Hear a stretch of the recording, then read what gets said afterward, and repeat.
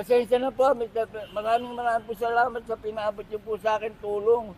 Pero ang kailangan po namin, trabaho. Napakahirap po na walang hanap buhay.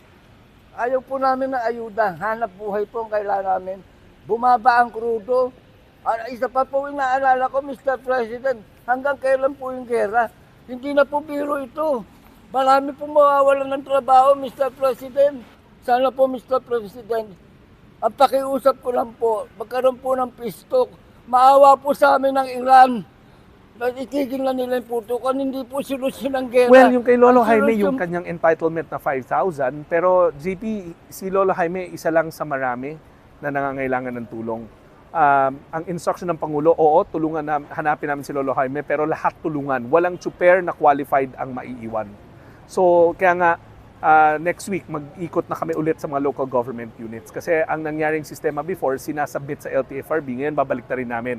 Kami na ang pupunta together with LTFRB.